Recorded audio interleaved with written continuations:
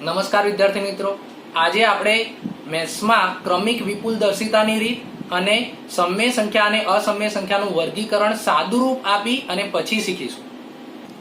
સ્વાધ્યાય 1.4 ક્રમિક વિપુલદર્શિતા પદ્ધતિથી સંખ્યા રેખા ઉપર આપણને કોઈ સંખ્યા આપી છે એ સંખ્યા રેખા ઉપર દર્શાવવાની છે. અહીં 3.765 છે, એને સંખ્યા રેખા ઉપર દર્શાવવાની છે. આ એકદમ સરળ પદ્ધતિ છે, જેમાં આપણે એવું વિચારવાનું છે કે સંખ્યા રેખામાં બિલોરી કાચની મદદથી ઝૂમ કરતા જવાનું છે અને આ સંખ્યા સુધી પહોંચવાનું છે. સૌથી પહેલા આપણે સંખ્યા રેખામાં પૂર્ણાંક સંખ્યાઓ દર્શાવી શકીએ. આમ તો આ આપણે 1-1 ઇંચના માપ લઈને દોરવાની હોય છે, પરંતુ તમે આશરે દોરશો તો પણ વાંધો નહીં. તો અહીં 0, -1, -2 ઋણ પૂર્ણાંક ડાબી બાજુ હોય અને ધન પૂર્ણાંક જમણી બાજુ હોય. સૌથી પહેલા આપણે એ જોઈશું કે પહેલા 2 પોઈન્ટ પછીનો પહેલો આંકડો તો એ કયા પૂર્ણાંક વચ્ચે આવે છે. તો અહીં કઈ સંખ્યા છે? 3.7. 3.7 કોની વચ્ચે આવશે? 3 અને 4 ની વચ્ચે આવશે કે નહીં?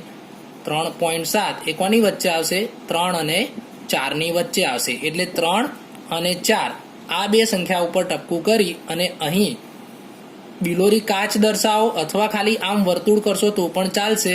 બિલોરી કાચ આમ ગોળ કરીને દર્શાવશો તો પણ ચાલશે, એકલું વર્તુળ કરશો તો પણ ચાલશે. મતલબ શું કરીએ છીએ? આપણે આ 3 અને 4 ઉપર આમ બિલોરી કાચ પકડીએ છીએ. હવે બિલોરી કાચ પકડીએ એટલે આ સંખ્યાઓ બંને ઝૂમ થશે. એનો મતલબ કે 3 અહીં બતાવીશું અને 4 અહીં બતાવીશું, અને 3 અને 4 વચ્ચે જે સંખ્યાઓ આવતી હશે પોઈન્ટ પછી એક આંકડાવાળી એ આપણે અહીં લખીશું. તો અહીં 3 લખીશું, અહીં 4 લખીશું, 3.0, 4.0. હવે અહીં તમારે આવશે 3.1, 3.2, 3.3, 3.4, 3.5, 3.6, 3.7, 3.8 અને 3.9. હવે 3.9 પછી શું આવે? તો 4 આવે. આ રીતના લખવાનું. સમજાવી ગયું છે? આ 3 અને 4 વચ્ચેની સંખ્યાઓ લખી. હવે આપણે સંખ્યા કઈ છે? તો 3.7 થી મોટી છે ને? 3.7 થી મોટી છે. તો હવે આપણે કઈ બે સંખ્યાઓ પકડીશું? 3.7 અને એનાથી મોટી છે એટલે કે 3.8. તો હવે આના ઉપર આપણે બિલોરી કાચ રાખીશું એટલે આપેલી સંખ્યા 3.7 અને 3.8 ની વચ્ચે આવે છે. એટલે 3.7 આપણે અહીં દર્શાવીશું, 3.7, અને 3.8 અહીં જમણી બાજુ દર્શાવીશું. હવે 3.7 અને 3.8 ની વચ્ચે આપણી સંખ્યાઓ લખવી છે. તો 3.7 એટલે પાછળ તમારે અહીં પછીનો પૂર્ણાંક કયો ગણી શકાય? 0. એટલે કે 3.70 અને 3.80 ની વચ્ચેની સંખ્યા લખવી છે. 3.71, 3.72, 3.73, 3.74, 3.75, 3.76, 3.77, 3.78. તમે માપ લઈને દોરજો, એક્ઝેક્ટ માપે આ દોરજો. હવે તમારે શું જોવાનું છે? 3.7 આવી ગયું. હવે 76, 3.76 થી મોટી સંખ્યા છે એટલે કોની વચ્ચે આવશે? 3.76 અને 3.77 આ બંનેની વચ્ચે આવશે. એટલે 3.76 આપણે લખીશું ડાબી બાજુ અને 3.77 લખીશું જમણી બાજુ. 3.76 અને 3.77. હવે આની પાછળ આપણે શું લખી શકીએ?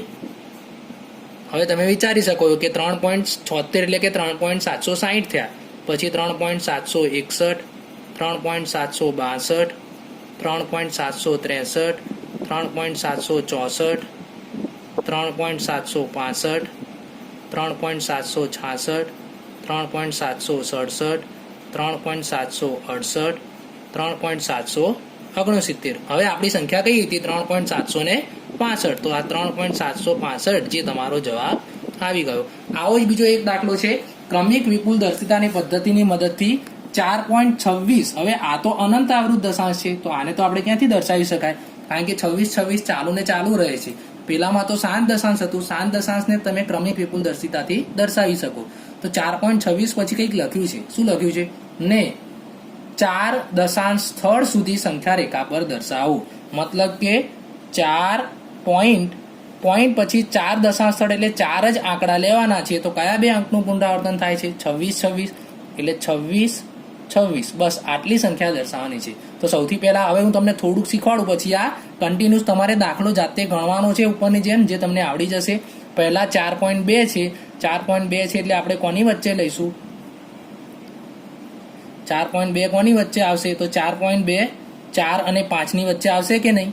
હવે 4 અહીં ડાબી બાજુમાં, 5 જમણી બાજુમાં, 4 અને 5 પછી 0.0 લખીશું, 0.0 લખીશું, 4.1 4.2 એ રીતના ઉપરના જેમાં દાખલો આવડશે ને 4.26 એટલે કે 4 આંકડા છે પોઈન્ટ પછી. ઉપરનામાં પોઈન્ટ પછી કેટલા આંકડા હતા?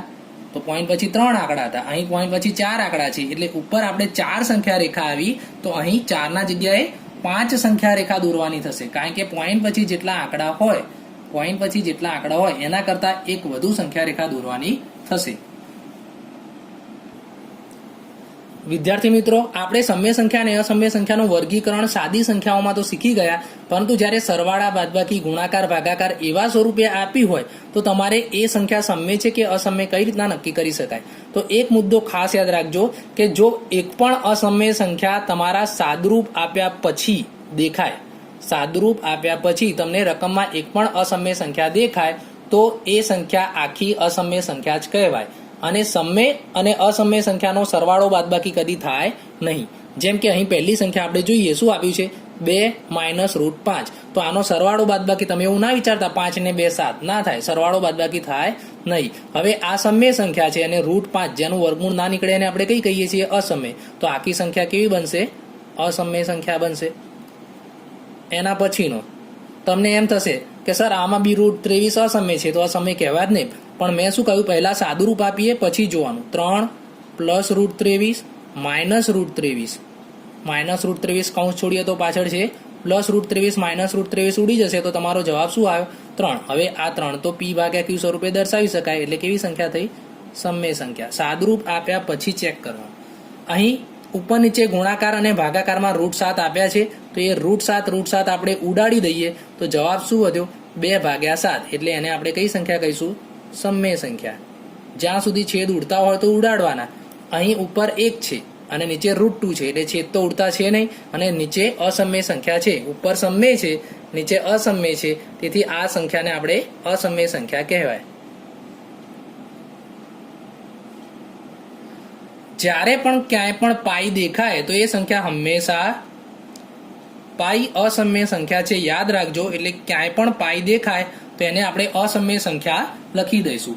હવે સમય અસમય સંખ્યાના સાદુરૂપના દાખલા આપ્યા છે તો સાદુરૂપમાં તમે 8મા ધોરણમાં 3 સૂત્રો ભણી ગયા છો, એ 3 સૂત્રો તમને આવડતા હોવા જોઈએ. a + b² તો એનું સૂત્ર a² + 2ab + b². આ આપણે 8મા ધોરણમાં ભણી ગયા છીએ. a - b² તો અહીંયા મધ્યમ પદમાં માઇનસ આવશે.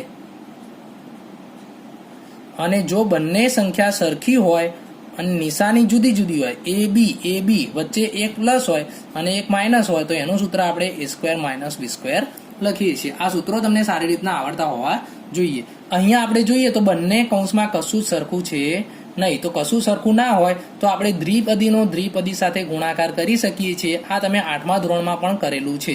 તો કઈ રીતના કરીશું? સૌથી પહેલા 3 લખી આખા કૌંસ જોડે એનો ગુણાકાર થશે. 3 લખી આખા કૌંસ જોડે ગુણાકાર આવશે. પછી +√3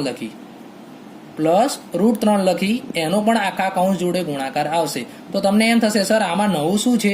તો નવું એ છે કે સમય સંખ્યા હોય તો એનો સમય જોડે ગુણાકાર કરીશું, પરંતુ અસમય સાથે કરીશું નહીં, ખાલી જોડે મૂકી દઈશું. જેમ કે 3 નો 2 જોડે ગુણાકાર થાય, 3 દુ 6.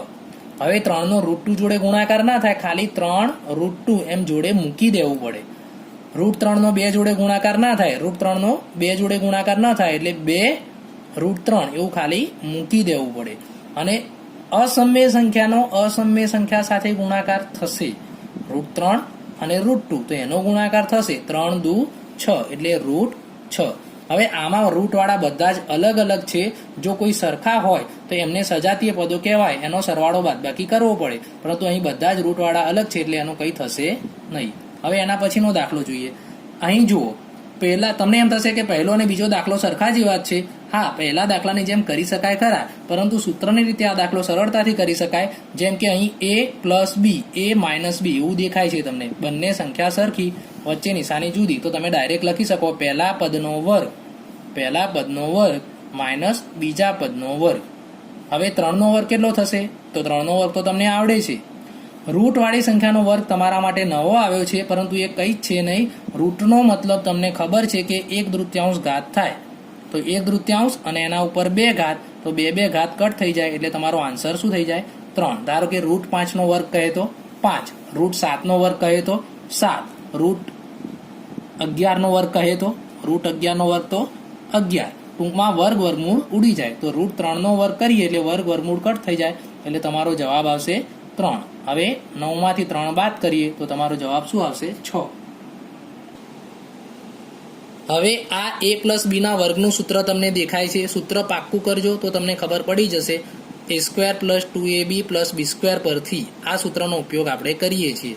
તો પહેલા પદનો વર્ગ વત્તા 2, પછી પહેલું પદ, પછી બીજું પદ વત્તા બીજા પદનો વર્ગ.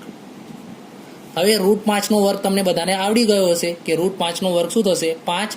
અહીં ગુણાકાર કરવાનો છે તો કોનો ગુણાકાર કરી શકું? અસમય અને અસમયનો કરી શકાય. 2 તો સમય છે તો એમના એમ. 5 અને 2નો રૂટ 5 ગુણ્યા રૂટ 2 એટલે 5 દુ 10, પરંતુ કેવા? રૂટ 10. અને રૂટ 2નો વર્ગ તો વર્ગમૂળ ઉડી જશે. હવે આમાંથી કઈ સંખ્યાઓ સમય સંખ્યા છે એનો સરવાળો બાદબાકી થાય. પહેલી અને ત્રીજા નંબરની સંખ્યા 5 અને 2 તો એ 2 સમય સંખ્યા છે તો એ બંનેનો સરવાળો 5 અને 2નો સરવાળો થશે કે નહીં? 7. અને 2 રૂટ 10નું કશું થશે નહીં. હવે આ a માઇનસ બંને સંખ્યા સરખી છે અને વચ્ચે નિશાની જુદી છે એટલે a પ્લસ b એ માઇનસ બીનું સૂત્ર થયું. તો એનું સૂત્ર તો શું છે? પહેલા પદનો વર્ગ માઇનસ બીજા પદનો વર્ગ એટલે રૂટ 5નો વર્ગ તો 5 થશે અને રૂટ 2નો વર્ગ 2 થશે. 5માંથી 2 બાદ કરીએ તો 3 આવશે.